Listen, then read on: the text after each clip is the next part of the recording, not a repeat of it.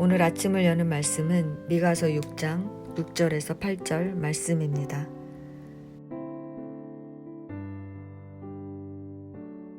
내가 무엇을 가지고 여호와 앞에 나아가며 높으신 하나님께 경배할까? 내가 번제물로 1년 된 송아지를 가지고 그 앞에 나아갈까? 여호와께서 천천의 순양이나 만만의 강물 같은 기름을 기뻐하실까?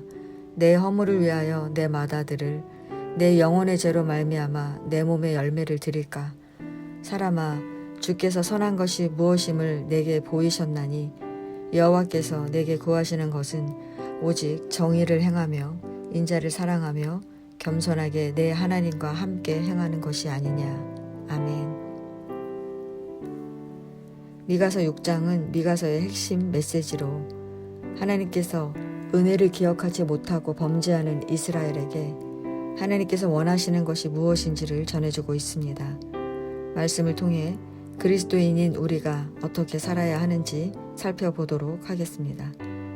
1절은 하나님께서 이스라엘에게 산을 향하여 변론하라는 명령으로 시작합니다.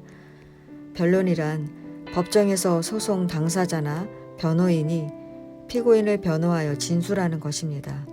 그렇다면 하나님께서 이스라엘에게 변론하라는 말은 무슨 뜻입니까?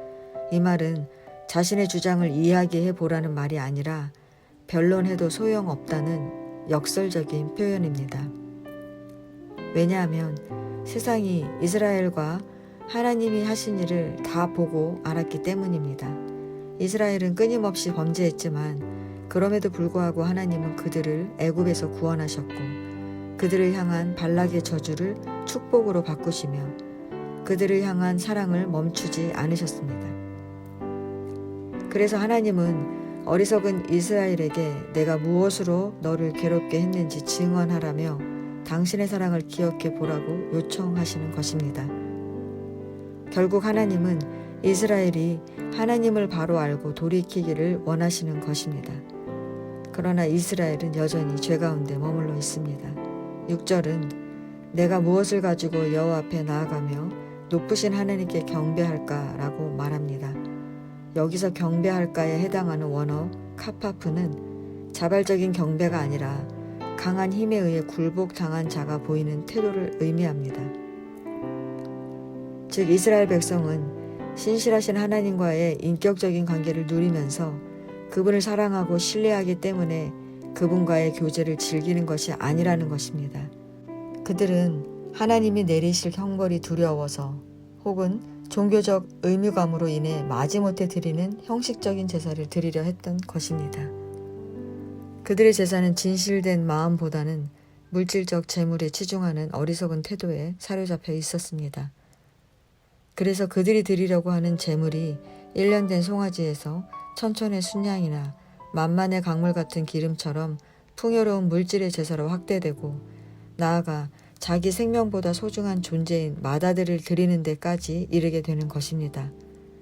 이처럼 잘못된 예배는 이스라엘로 하여금 범죄하게 만들었습니다. 많은 재물, 값비싼 재물을 드린다고 하나님이 기뻐하시는 것이 아닙니다. 하나님의 원하시는 예배는 하나님과 깊은 교제를 나누는 것입니다. 하나님과의 교제를 통해 하나님을 바로 알면 우리는 당연히 하나님의 말씀대로 살아갈 수밖에 없는 것입니다. 그러므로 형식적인 예배를 드렸던 이스라엘은 하나님을 알 수가 없었던 것입니다. 그러니 범죄하고 타락했던 것입니다. 그래서 하나님은 하나님을 잃어버리고 타락한 이스라엘이 온전한 예배를 통해 다시금 회복되기를 원하셨습니다.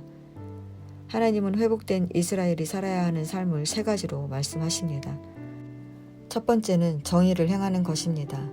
정의의 원어는 미시파트로 정의가 무엇인지 아는 것에 그치는 것이 아니라 그것을 행하는 것의 중요함을 강조합니다. 즉, 올바른 행동을 하라는 것입니다. 이는 하나님의 말씀대로 사회적 약자에게 적극적으로 도움의 손길을 펼치는 실천을 통해 드러나는 것입니다. 두 번째는 인자를 사랑하는 것입니다. 인자는 헤세드로 하나님의 자기 백성을 향한 사랑을 나타냅니다. 우리를 향한 하나님의 사랑은 무조건적인 사랑입니다. 우리가 아무리 범죄하여도 우리를 자녀 삼으셨기 때문에 우리를 향한 하나님의 사랑은 멈추지 않습니다. 이처럼 우리도 사랑하라는 것입니다.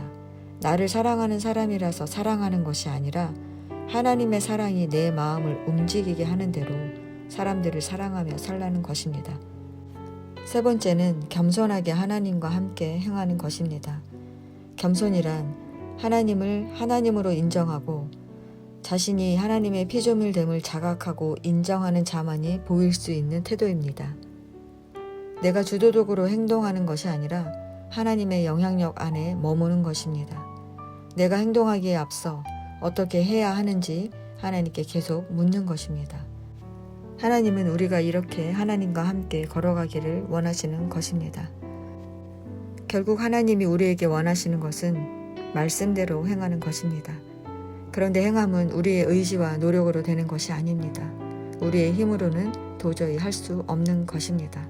하나님이 우리 안에 계셔야만 할 수 있습니다.